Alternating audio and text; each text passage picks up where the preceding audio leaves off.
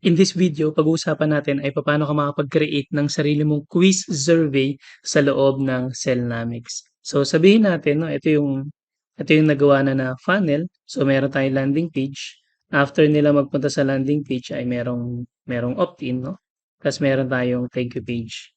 So ngayon, sabihin natin na after nila makarating dito, let's say kung ito ay webinar or thank you page na may video, gusto mo makarating sila sa survey 'no, for whatever reason. Um Gusto mo kumulekt ng contact information sa kanila and other important things na gusto mong malaman dun sa tao na yun. So, sabihin natin puwede mo kasi 'tong gamitin una, um, ano tawag dito, booking appointment 'no. So, gusto mo muna sasalain muna sila before sila makapagpa-book ng appointment sa'yo or puwede naman webinar plus booking. So, ibig sabihin ay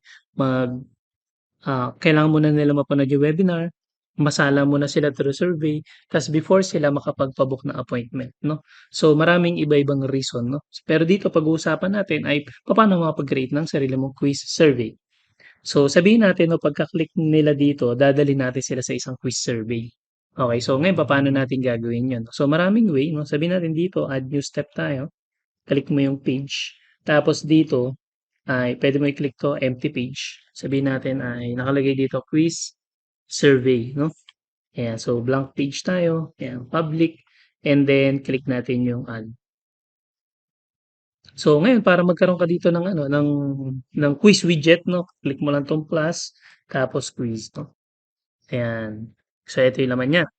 Ngayon, ano yung puwede mong gawin para maging maayos siya? So, una sabihin natin ang gusto mo muna mangyari ay magkaroon sila ng makuha mo muna yung contact information nila 'no, yung basic name, email, tsaka phone number. So, ano yung gagawin? So, click mo lang 'to 'no, edit fields, tapos add new step ka. So, sabihin natin tawag dito ay contacts, ayan. So, siyempre yun muna yung gusto mong makuha 'di ba? Ilagay natin siya sa step 1. So, ngayon, lagay lang natin dito ano yung gusto mo na makikita nilang tanong 'no, or anong gusto mo nakalagay sa pinaka-heading. Fill out the form below 'no, puwedeng ganyan. Tapos ay ano yung mga ilalagay na ano, ano yung gusto mo na ilagay na mga question. So ayan, kunyari ganyan 'no. Tapos dito name, make sure na naka-tags din sila dun sa tama. Tapos ano yung nakalagay sa loob 'no, what is your name? Puwedeng ganyan 'no. Tapos add tayo ulit, sabihin natin ay email naman, tapos placeholder natin 'no, what is your email? Tapos click natin yung required to make sure na i-fill up-an nila yun. Tapos ay ano pa, phone number. Yeah, what is your phone number? Okay? Tapos lagay natin required 'no, 'yan. Ngayon 'pag tiningnan mo siya dito, 'di ba parang masyadong malaki yung space 'di ba? Puwede mo kasi siyang may magkadikit na siya parang ganito. So, click mo 'yan dito, tapos mare-resize mo siya. Ayan, resize, resize. 'Pag makita mo magkadikit na siya 'no. What is your name, what is your email, para mas maliit lang yung space na kakainin niya.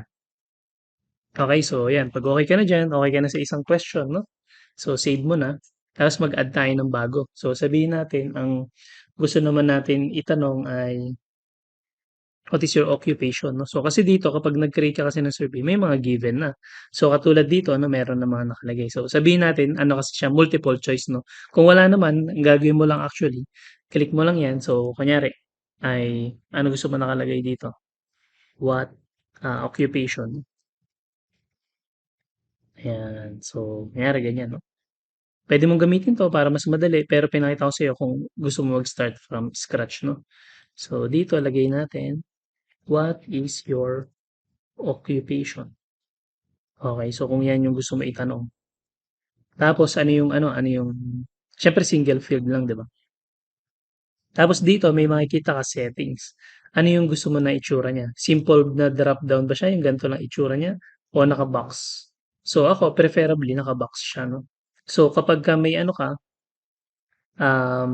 image 'no, puwede ka kasi maglagay din ng image. So, dito siya.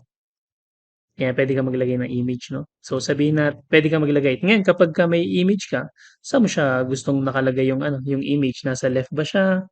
Naka-stack ba siya with image, with icon, no? Pwedeng ganun, no? Tapos, fit in a circle kung meron. Ayan. So, pero dito sa example natin, wala. Pero papakita ko rin ng paano kapag meron. Ayan. So, dito, lagay natin ay, tanggalin na natin to. So, sabihin natin ay engineer.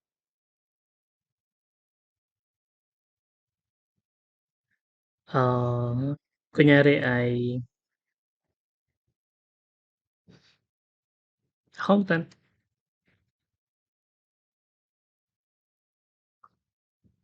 doc, doctor, or kunyari others. Yan, kunyari ganyan, no? Ayan. So, ganyan lang siya.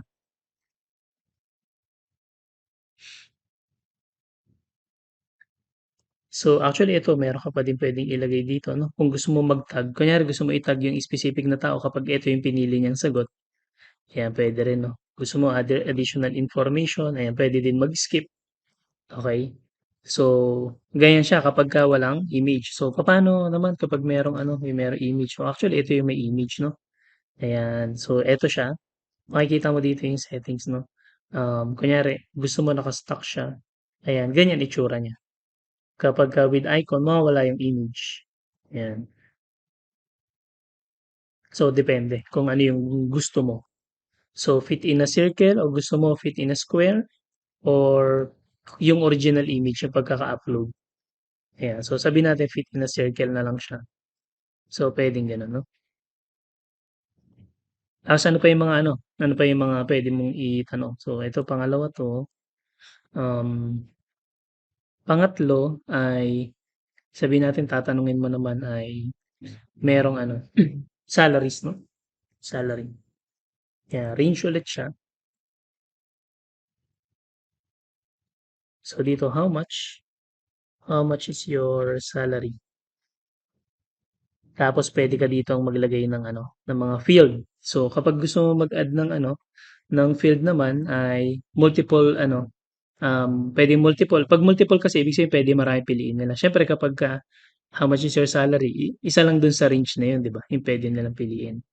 So, ganun ulit. Kunyari, 0 to, kunyari, no, 0 to 50,000 pesos. Kasunod ay 50,001 to 100,000. Sunod ay 100,001 to 150,000. Then yung panghuli ay 150,000 to and above. And above. Yan. So, ganyan siya. Yan, pagka ganyan, di okay na siya, no? Dito, no, nakagawa na tayo ng mga question. So, sabihin natin ito, no? Tapos tanggalin na natin yung mga dati nakalagay. Ayan. Para yung mga ginawa lang natin yun nandun.